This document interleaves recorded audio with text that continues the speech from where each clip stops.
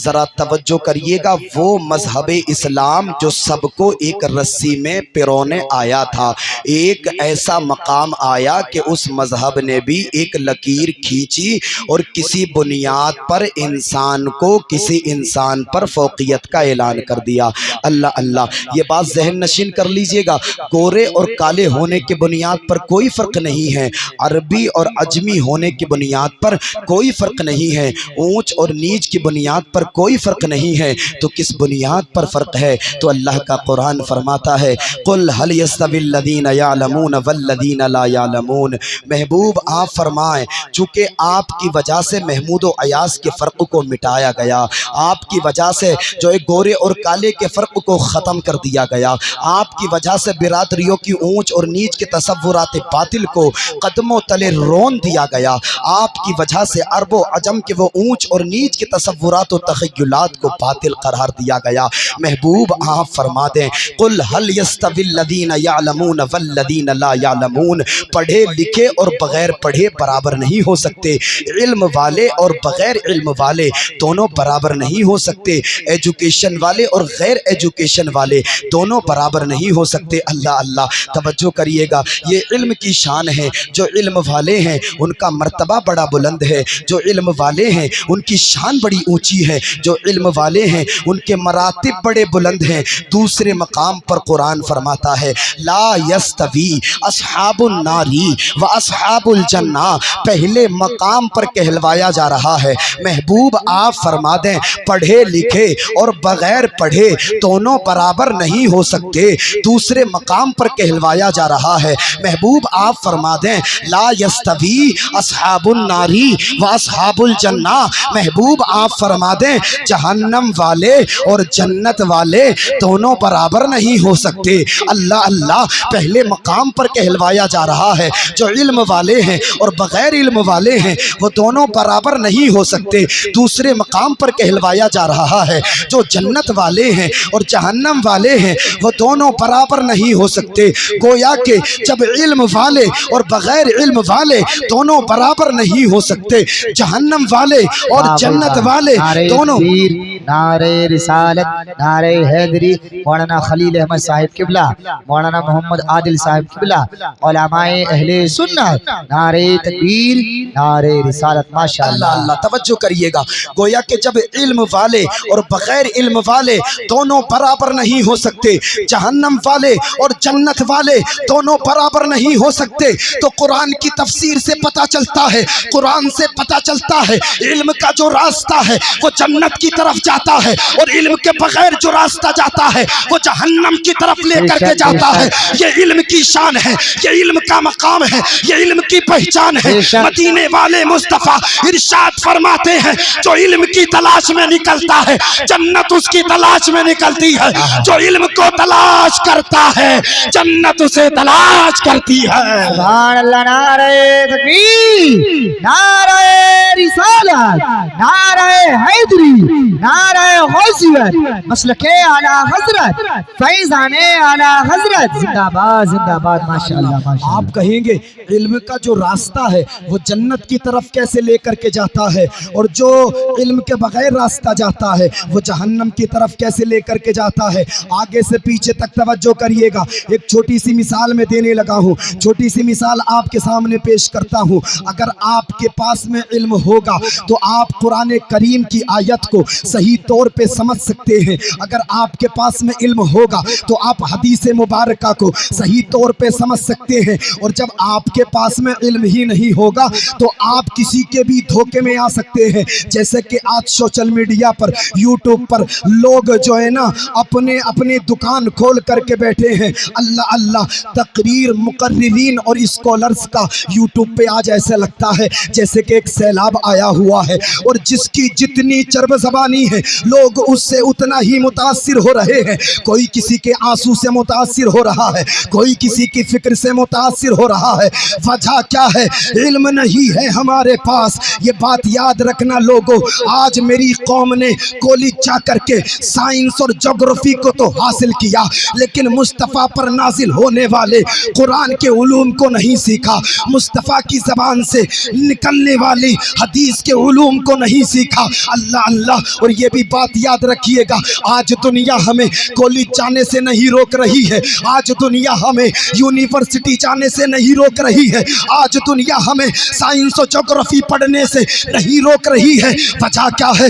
دنیا جانتی ہے اگر یہ دنیاوی علوم سیکھیں گے تو ان کا جسم سنورے گا، ان کا جسم سنورے گا، لیکن مصطفیٰ پر نازل ہونے والا اگر قرآن سیکھیں گے تو ان کا دل سنورے گا، مصطفیٰ کی زبان سے نکلنے والی حدیث کے علوم سیکھیں گے تو ان کا دل سنورے گا۔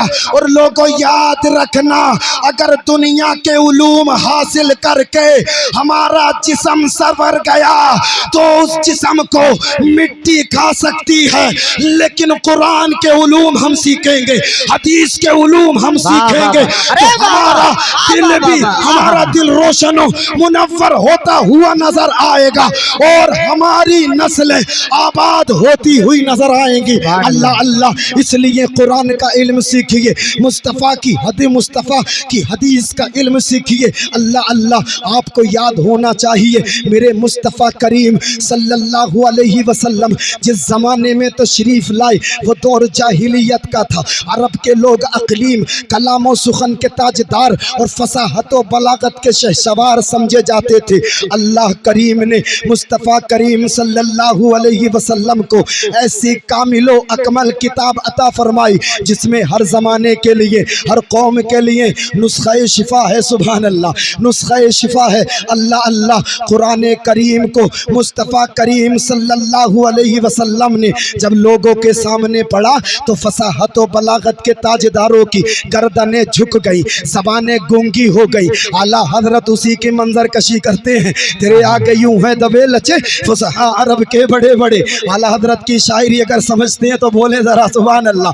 تیرے آگے یوں ہے دبے لچے فصحاء عرب کے بڑے بڑے، کوئی جان منہ میں زبان نہیں بلکہ جسم میں جان نہیں۔ اللہ اللہ۔ یہی قرآن ہے۔ کتنے لوگ قرآن کی آیتیں سن سن کر کے مشرف اسلام ہو گئے۔ تاریخ پڑھ کر کے دیکھے، تاریخ میں ایک نام آتا ہے حضرت جبیر بن مطعم کا۔ آپ فصحائے عرب میں شمار کیے جاتے تھے۔ ایک مرتبہ آقا کریم صلی اللہ علیہ وسلم کی بارگاہ میں حاضر ہوتے ہیں، کیا ملاحظہ فرماتے ہیں کہ میرے مصطفیٰ اپنے صحابہ کو نماز فجر پڑھا رہے ہیں اور نماز فجر میں سورہ طور تلاوت فرما رہے ہیں۔ حضرت جبیر بن مطعم نے کلام ربانی کو جب بغور سنا تو آقا تلاوت فرما رہے تھے، ان عذاب ربک لواقع ما لہ من دافع، جس کا ترجمہ یہ ہے بے شک تیرے رب کا عذاب ضرور ہونا ہے، اسے کوئی ٹالنے والا نہیں۔ حضرت جبیر بن مطعم فرماتے ہیں میں نے قرآن کی اتنی آیتیں سنی، میرا جسم کپ کپانے لگا اور گویا مجھے محسوس ہوا کہ اللہ کا عذاب میری طرف آ رہا ہے۔ اللہ اللہ۔ حضرت جبیر بن مطعم فرماتے ہیں اسی وقت عظمت قرآن کا میں دل سے معترف ہوا، مصطفیٰ کی بارگاہ سے کلمہ طیبہ پڑھا اور مسلمان ہو گیا۔ سبحان اللہ۔ کتنے لوگ ایسے ہیں جو کلمہ پڑھتے رہے اور مسلمان ہوتے رہے۔ مراد مصطفیٰ حضرت عمر فاروق اعظم رضی اللہ تعالیٰ عنہ کو آج پوری دنیا جان رہی ہے۔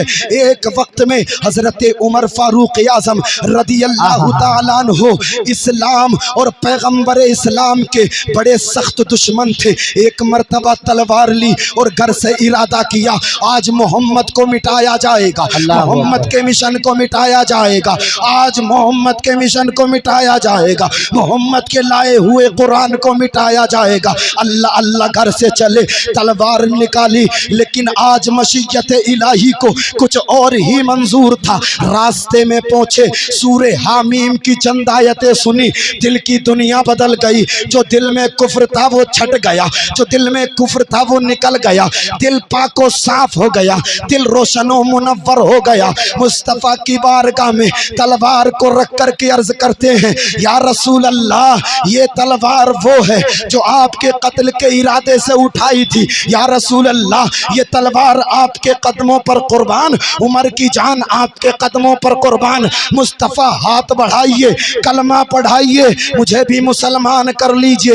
جب آپ کا لایا ہوا قرآن اتنا اچھا ہے تو آپ کا کردار کتنا اچھا ہوگا۔ اللہ اللہ حضرت عمر پڑھتے ہیں لا الہ الا اللہ محمد الرسول اللہ اور داخل اسلام ہو جاتے ہیں۔ لوگوں یہ تو اپنے ہیں اپنے، ذرا غیروں کا حال ملاحظہ کرو۔ عتبہ بن ربیعہ خطیب قریش، عظیم ساحر البیان اور فصیح اللسان شخص تھا۔ اللہ اللہ میرے آقا کریم صلی اللہ علیہ وسلم کی زبان نبوت سے سورہ حامیم کی چند آیتیں جب اس نے سنی تو خوف و دہشت سے اچھل پڑا، گھبراہٹ کے عالم میں قریش کے صنادید کے پاس آیا اور کہنے لگا کہ محمد جو پڑھتے ہیں وہ کوئی شعر نہیں ہے، وہ کوئی جادو نہیں ہے، بلکہ ان کے لفظ لفظ میں پرتاثیر لذت، لرزہ پر اندام کر دینے والی ہیبت ہے جو دلوں کو منہ لیتی ہے اور قلوب میں خوف خدا کا سیلاب لاتی ہے۔ اللہ اللہ عتبہ بن ربیعہ کہتا ہے اے شنادید کان کھول کر کے سن لے، محمد کے لائے ہوئے قرآن کو مٹانا تو بہت دور کی بات ہے، اگر سارے مکہ والے مل کر کے بھی محمد کے لائے ہوئے قرآن کے ایک لفظ کی مثال پیش کرنا چاہیں تو تھک جائیں گے، لیکن مثال پیش نہیں کر سکتے۔ جب سے قرآن نازل ہوا زمانے نے چاہا مٹا دیں، زمانے نے چاہا ختم کر دیں، لیکن اللہ نے فرمایا اِنَّا نَحْنُ نَزَّلْنَا الذِّكْرَ وَإِنَّا لَهُ لَحَافِظُونَ، ہم ہی قرآن کو اتارنے والے ہیں اور ہم ہی قرآن کی حفاظت کرنے والے ہیں۔ صبح قیامت تک اللہ قرآن کی حفاظت کرتا رہے گا۔ زمانہ جان لے دھس گئے فرش میں مغرور خزانے والے، غرق دریا میں ہوئے ظلم کو ڈھانے والے، ایک ایک حرف محفوظ ہے یہاں سینے میں، واللہ مٹ گئے قرآن کو مٹانے والے۔ نعرہ تکبیر، نعرہ رسالت، نعرہ حیدری، نعرہ غوثیت، مسلک اعلی حضرت، فیضان اعلی حضرت مولانا محمد فیضان رضا صاحب قبلہ زندہ باد، زندہ باد، ماشاءاللہ ماشاءاللہ ماشاءاللہ۔